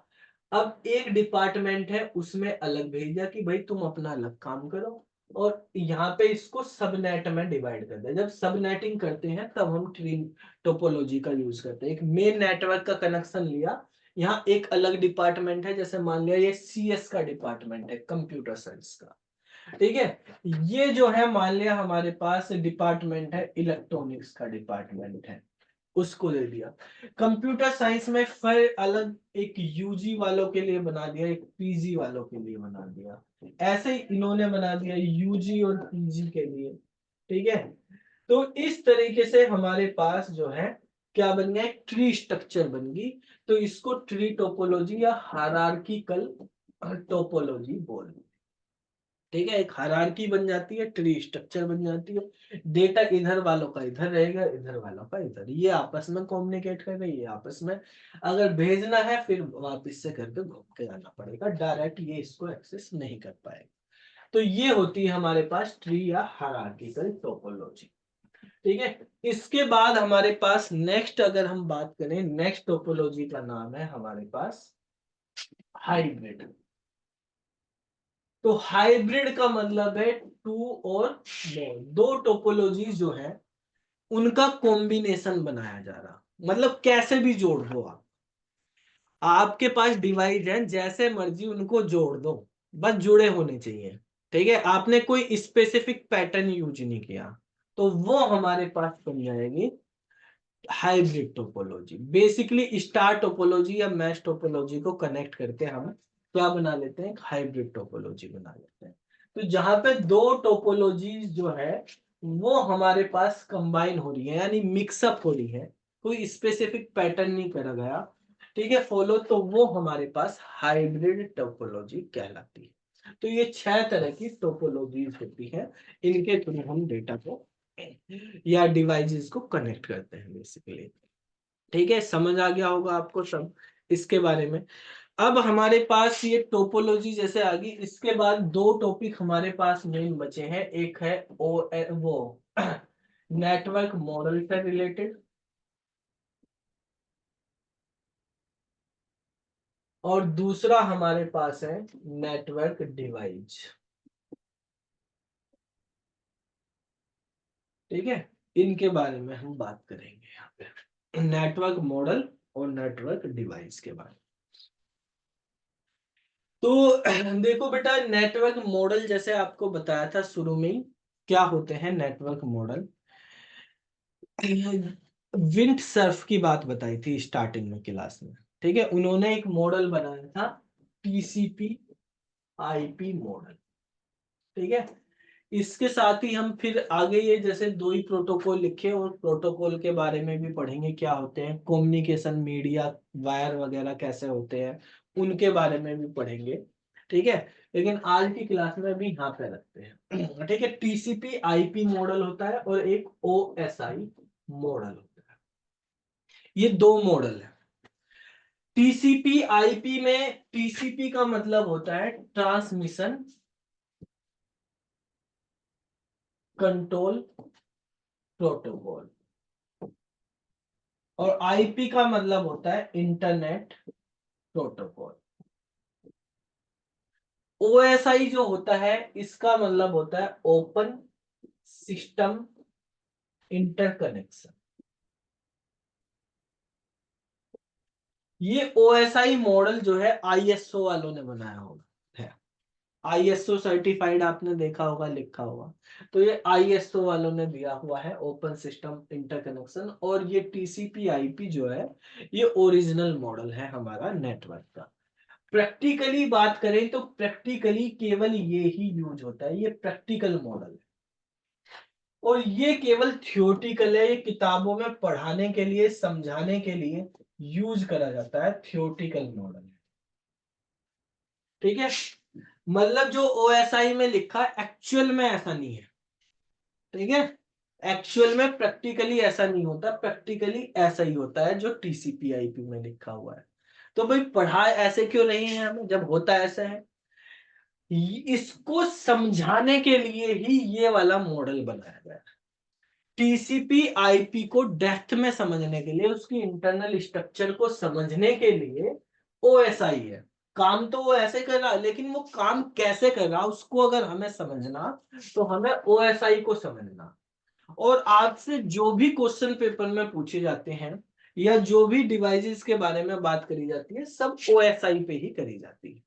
ठीक है, तो क्योंकि थियोटिकल वही है, समझने समझाने की चीजें जो है वो OSI मॉडल के थ्रू करी जाती है। इसी मॉडल को समझाया जा रहा है थियोटिकली OSI के थ्रू। बेसिकली जो TCP/IP मॉडल है, इसको हम 5 लेयर आर्किटेक्चर बोलते हैं। इसमें 5 लेयर होती है, जबकि OSI में 7 लेयर होती है, 7 लेयर आर्किटेक्चर। मतलब इसी को थोड़ा सा और डेप्थ में हमने तोड़ दिया, तो 7 लेयर बना दी और उनके अकॉर्डिंग इसको समझना है। ठीक है, तो ये लेयर क्या है, इनका आर्किटेक्चर क्या है, इसको हमें समझना है। तो पहले हम OSI के बारे में समझेंगे, फिर उसी को वाइंड अप करके TCP भी बात करेंगे। तो 7 लेयर जो है वो कैसे काम करती है, उनको आपको समझना है। तो हम यहाँ पे लिखते हैं, आज प्यारे सचिन तेंदुलकर ने दूध पिया। ठीक है, तो ये हमने 7 लेटर लिख दिए हैं। इन लेटर से A का मतलब है एप्लीकेशन, P का मतलब प्रेजेंटेशन, S का मतलब सेशन, T का मतलब ट्रांसपोर्ट, N का मतलब नेटवर्क, D का मतलब डेटा लिंक और P का मतलब फिजिकल। ये 7 लेयर होती है OSI मॉडल की। ये कौन सा मॉडल है, OSI। OSI मॉडल में ये 7 लेयर बताई गई है। इन 7 लेयर में जो हमारे पास ये शुरू की 3 लेयर हैं, इनको बोलते हैं सॉफ्टवेयर लेयर। यानी इन लेयर में सॉफ्टवेयर से रिलेटेड चीजें बताई गई। ठीक है, जो लास्ट की 3 लेयर है इनको बोलते हैं हार्डवेयर लेयर या मीडिया लेयर। हार्डवेयर डिवाइस, जो भी नेटवर्किंग डिवाइस है, वो सब इन्हीं लेयर पे काम करते हैं। ये जो ट्रांसपोर्ट लेयर है, इसको बोलते हैं हार्ट ऑफ OSI। और ये ऑपरेटिंग सिस्टम से कनेक्ट होती है, OS से। ठीक है, तो इसको OS लेयर भी बोलते हैं, ऑपरेटिंग सिस्टम लेयर। ये वाली जो फिजिकल लेयर है, ये लेयर 1 कहलाती है। ठीक है, लेयर 1 फिजिकल लेयर है। और ये वाली लेयर 7 कहलाती है, यानी नीचे से हमें पढ़ना। जब हम बात करेंगे रिसीवर एंड पे, और बाय डिफॉल्ट रिसीवर एंड पे ही बात होगी, जिसके पास डेटा जा रहा है। अगर आपसे पूछा गया OSI लेयर आर्किटेक्चर जो है, OSI मॉडल जो है, उसमें पहली लेयर कौन सी, तो आप बताएंगे फिजिकल लेयर, ना कि एप्लीकेशन। अगर आपसे पूछा गया सेंडर की तरफ से पहली लेयर कौन सी, जब तक ये सेंडर वर्ड ना बोला जाए तो नीचे से ही लेयर करनी है। सेंडर की तरफ से पहली लेयर एप्लीकेशन है। ये जो है रिसीवर के एंड से, अगर हम बात करें रिसीवर के एंड से, ये 7वीं लेयर है। ये रिसीवर के एंड से पहली लेयर है। लेकिन अगर सेंडर की बात कर दी जाए तो ये L1 होगी सेंडर के लिए।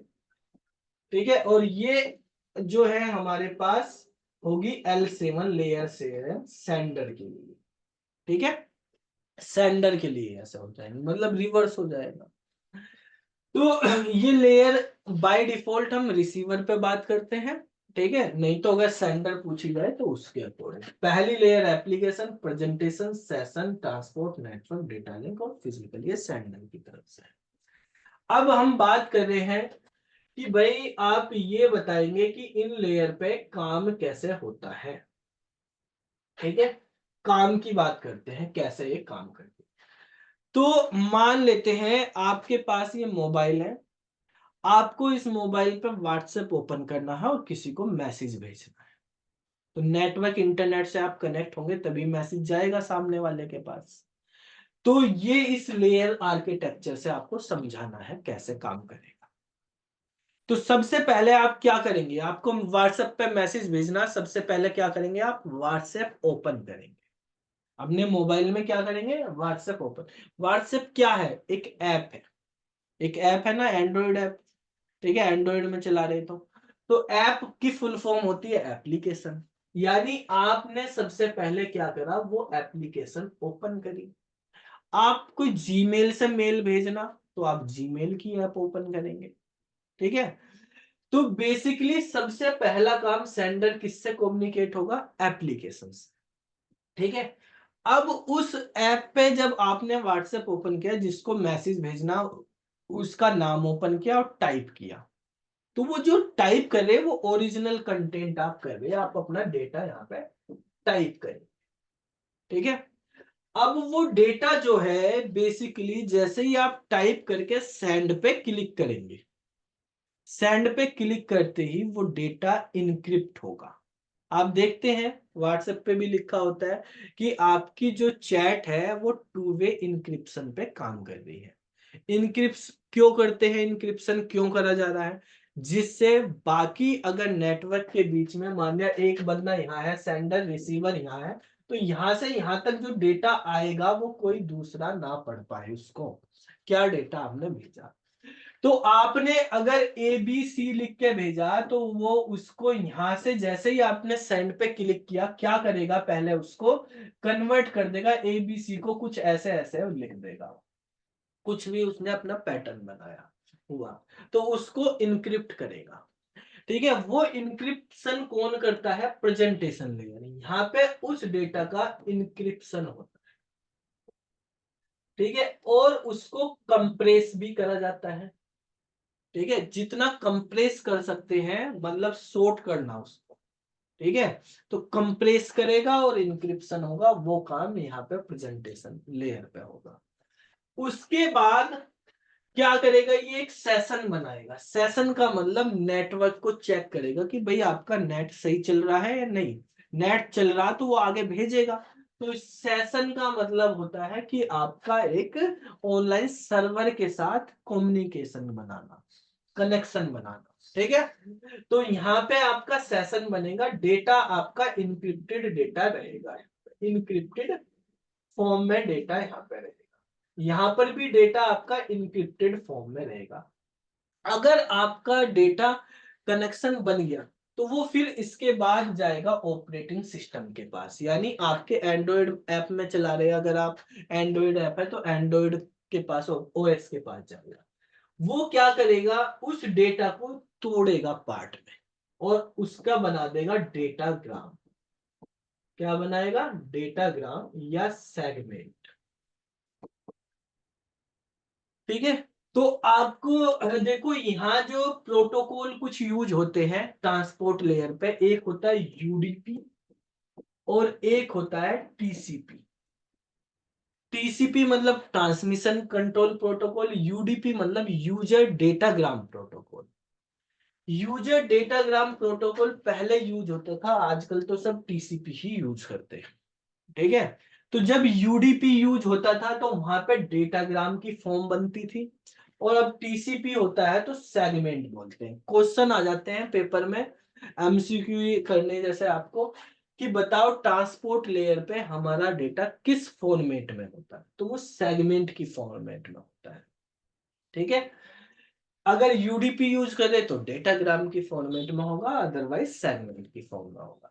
अब वो डेटा ऑपरेटिंग सिस्टम से आगे जाता है नेटवर्क में। नेटवर्क मतलब आपके राउटर के पास, जो राउटर है आपका वो नेटवर्क लेयर पे काम करता है। जैसे ही नेटवर्क का मतलब यहाँ पे हार्डवेयर डिवाइस की बात करी ना, ये तीनों हार्डवेयर लेयर है।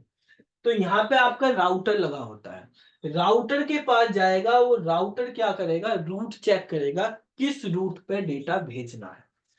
जो रिसीवर है उसके पास डेटा हम फास्टली, जल्दी से जल्दी किस रास्ते से भेज सकते हैं, ठीक है।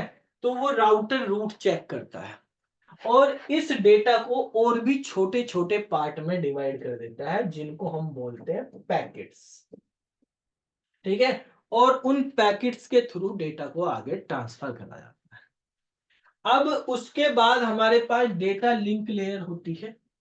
डेटा लिंक लेयर जो है, अगर हम बात करें तो यहाँ पे डेटा हमारे पास होता है फ्रेम की फॉर्मेट में। राउटर यानी यहाँ पे डेटा हमारे पास एक स्विच होता है, जो अभी बताया था नेटवर्क डिवाइस, वो काम करती है। और यहाँ पर डेटा हमारे पास फ्रेम के फॉर्मेट में काम करता है। यानी फ्रेम क्या होता है, पैकेट से भी छोटा पार्ट हो जाता है। जो बिट होती हैं 0 1, उनके ग्रुप को फ्रेम बोलते हैं। यानी 8 बिट या 16 बिट 32 बिट ऐसा ग्रुप बनता है, उनको फ्रेम बोलते हैं।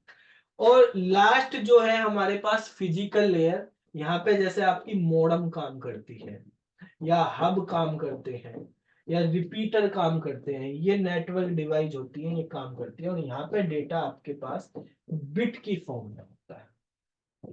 तो क्वेश्चन यहाँ पे हमारे पास क्या क्या बन रहे हैं, ओएसआई की फुल फॉर्म क्या होती है, ओएसआई जो लेयर आर्किटेक्चर है उसमें हार्डवेयर लेयर कौन सी, सॉफ्टवेयर लेयर कौन सी। हार्डवेयर लेयर है जैसे हमारे पास नेटवर्क वाली, उस पर डेटा पैकेट की फॉर्म में, डेटा लिंक लेयर में फ्रेम की फॉर्म में, और जो हमारे पास फिजिकल लेयर होती है उसमें बिट की फॉर्म में होता है, ठीक है। हाँ भाई बताओ अब, मुझको क्वेश्चन पूछ रहा हूं मैं, कुछ कमेंट करके वो चैट पे आप आंसर बताना। अर्जुन, जो हमारे पास यूडीपी है, यूडीपी की फुल फॉर्म बताई थी मैंने, याद है आपको? क्या है यूडीपी की फुल फॉर्म? यूडीपी की full form, user datagram protocol. User datagram protocol. तो यूडीपी कौन सी लेयर पे काम करता है?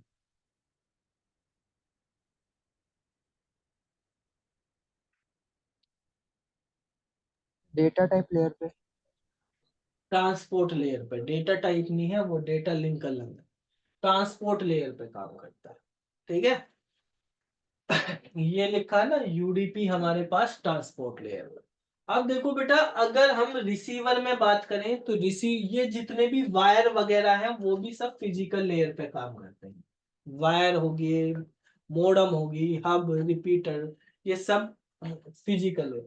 अब यहां से डेटा गया वायर के थ्रू, सामने वाले की मोडम पे जाएगा, तो क्या बिट की फॉर्म में, फिर उसके स्विच पे जा रहा है, वहां पे राउटर पे जा रहा है, ठीक है। ऐसे ऊपर होते हुए उसके व्हाट्सएप पे ओरिजिनल फॉर्म में आ जाएगा, यहाँ पे उधर डिक्रिप्शन हो जाएगा, डिकम्पोज हो जाएगा, ठीक है। तो इस तरह से काम करते हैं। अब ये हमारे पास ओएसआई मॉडल है। अगर हम बात कर रहे हैं कि टीसीपी आईपी ओरिजिनल मॉडल, वो जो प्रैक्टिकली यूज होता है वो क्या है, तो जैसे हमने लिखा कि यहाँ पे एप्लीकेशन, और फिर लिखा हमने प्रेजेंटेशन और सेशन। तो टीसीपी में इस पूरे को एप्लीकेशन ही बोलते हैं। ओएसआई वालों ने इस एप्लीकेशन की वर्किंग को डिटेल में समझा दिया यहाँ 3 में। लेकिन जब टीसीपी आईपी मॉडल की बात करते हैं तो उसमें इन तीनों का एक ही नाम है, एप्लीकेशन लेयर, ठीक है। ये ओएसआई मॉडल है, वो टीसीपी आईपी मॉडल। इसके बाद ट्रांसपोर्ट लेयर होती है। ट्रांसपोर्ट लेयर को यहां भी ट्रांसपोर्ट लेयर ही बोलते हैं, ठीक है। इसके बाद यहां पे हमने कहा नेटवर्क लेयर, तो नेटवर्क लेयर को यहां इंटरनेट लेयर बोलते हैं। ठीक है, क्या बोलते हैं, इंटरनेट लेयर। उसके बाद यहाँ पे हमारे पास डेटा लिंक लेयर और फिजिकल लेयर होती है। ठीक है, कुछ जगह आप देखोगे ओरिजिनल जो बना था स्टार्टिंग में टीसीपी आईपी में 4 ही लेयर थी, बाद में डेटा लिंक और फिजिकल को उन्होंने भी डिवाइड कर दिया था 5 ही। यहाँ भी डेटा लिंक और फिजिकल ही है, लेकिन अगर ओरिजिनल में बात करें तो वहां पे बिल्कुल इसको भी एक ही लेयर बोल दिया था, नेटवर्क एक्सेस लेयर। ठीक है, तो ये 4 लेयर बना दी। लेकिन अभी जो है 5 लेयर आर्किटेक्चर में अगर इसको बात करते हैं हम, तो डेटा लिंक और फिजिकल इसमें भी रख दी जाती है। वैसे इनिशियली जो हमारे पास बने थे तो application layer, transport layer, internet layer और नेटवर्क एक्सेस लेयर, ये हमारे पास टीसीपी आईपी। इनको डिटेल में क्या काम होता है वो हमने ओएसआई से समझ लिया है। ठीक है, वही सारा काम इसमें हो जाता है यहाँ पर। तो ये हमारे पास लेयर आर्किटेक्चर होते हैं, 2 लेयर आर्किटेक्चर हमारे पास बने। ठीक है, अब नेक्स्ट हमारे पास टॉपिक है नेटवर्क डिवाइस, जो हमने यहाँ पे लेयर में पढ़ी है नेटवर्क डिवाइसेस के बारे में। ठीक है, उनके बारे में समझते हैं, नेटवर्क डिवाइस कौन कौन सी होती है। तो नेटवर्क डिवाइस बेटा हमारे पास लास्ट की 3 लेयर पे ही काम करेंगी। ठीक है, जो हमारे पास लेयर आपको बताई है कि एक नेटवर्क लेयर होती है, एक डेटा लिंक लेयर है और एक हमारे पास फिजिकल लेयर है, वहीं पे हमारे पास नेटवर्क डिवाइस काम करती है। तो अगर हम बात करते हैं, सबसे पहली नेटवर्क डिवाइस हमारे पास एक होती है रिपीटर।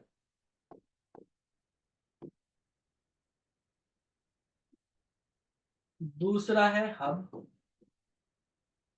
तीसरा स्विच, फोर्थ है ब्रिज, फिफ्थ हमारे पास राउटर,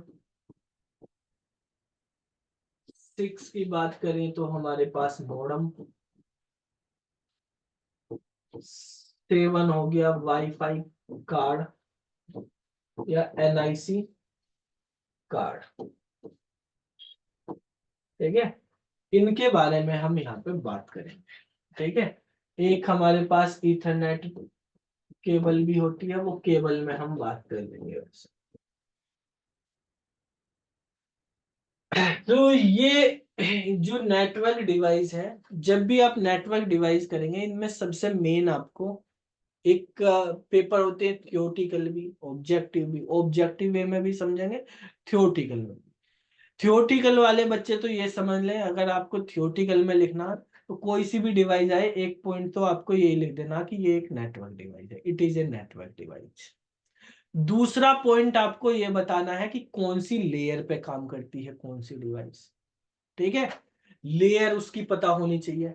तीसरा पॉइंट आपको ये बताना है कि उस डिवाइस पे डेटा किस फॉर्मेट में होता है, ये पता होना चाहिए। चौथा पॉइंट कि उस डिवाइस की वर्किंग, क्या काम है उसका। तो ये 4 चीजें आपको पता होनी चाहिए, इन्हीं से क्वेश्चन बन जाते हैं। अब हम बात करते हैं सबसे पहले रिपीटर के बारे में। तो रिपीटर को एक तरह से आप समझ सकते हैं कि ये एक एम्पलीफायर है। क्या है, एम्पलीफायर। एम्पलीफायर क्या होता है, जैसे वॉइस हम गाने सुनते हैं, उसको अगर बढ़ानी हो, उसका बेस भी बढ़ाना हो तो एम्पलीफायर यूज करते हैं। ठीक है, स्पीकर हो गया आपके पास, ठीक है, उनका यूज करते हैं। जैसे मान लिया मैंने कहा कि भाई मैं यहाँ पे क्लास ले रहा हूँ, ठीक है, बच्चे बैठे हैं 4 लाइन में, मैं पढ़ा रहा हूँ, ऑफलाइन क्लास चल रही है। अब मेरी आवाज यहाँ तक चली जा रही है, यहाँ इस वाले बच्चे को सबसे ज्यादा सुनाई देगी, जो पीछे है उसको कम सुनाई देगी। क्योंकि जैसे मैं बोल रहा हूँ, मेरी वॉइस के जो सिग्नल हैं वो जा रहे हैं, ट्रेवल कर रहे हैं वो एयर में, तो पीछे जाते जाते जो है वो कम हो जाएंगे, उनकी स्ट्रेंथ कम हो जाएगी। तो कोई भी सिग्नल जब ट्रेवल करता है तो उसकी स्ट्रेंथ डिस्टेंस के अकॉर्डिंग कम होती चली जाती है। ठीक है, चाहे वो डेटा के सिग्नल हम वायर से भेज रहे हो चाहे कैसे भेज रहे हो। अब देखो, अगर मान लिया और बच्चे आ गए क्लास में, अब इनको तो सुना ही नहीं देगा, तो मैं क्या करूंगा, यहाँ पे मैंने कुछ स्पीकर वगैरह के लिए लगा लिया भाई यहाँ पे, ठीक है। उसमें माइक में बोल रहा हूँ तो माइक में बोल के यहाँ पे स्पीकर लगा दिया, कनेक्ट कर दिया, तो इन बच्चों को भी सुनने लगा। और आ गए, ठीक है, तो भाई और लगा दिए यहाँ पे, इस तरह से ऐसे ही होता रहेगा। तो सेम काम जैसा यहाँ पे चल रहा है, यही काम रिपीटर करता है। जो ये डिवाइस लग रही है, समझो एक तरह से रिपीटर। जब हम डेटा भेज रहे हैं, मान लिया यहाँ से इस सिस्टम से डेटा जा रहा है, वो डेटा जैसे जैसे जाएगा तो यहाँ तक जाते जाते उसके सिग्नल की स्ट्रेंथ वीक हो जाएगी। वीक होने पे हम यहाँ पे रिपीटर लगा देंगे। रिपीटर क्या काम करेगा, इस सिग्नल को ओरिजिनल स्ट्रेंथ पे रीजनरेट कर देगा। यानी जितनी आवाज इस बंदे को आ रही थी उतनी ही आवाज अब इस वाले बंदे को भी आएगी, और रीजनरेट करेगा और फिर से आगे तक जाएंगे। फिर यहाँ पे वीक होगी आगे, फिर से हमने लगा दिए रिपीटर, फिर आगे। अब यहाँ पर पहला क्वेश्चन, रिपीटर कौन सी लेयर पे काम करता है, फिजिकल लेयर पे काम करता है। ये एक नेटवर्किंग डिवाइस है जो फिजिकल लेयर पे काम करती है।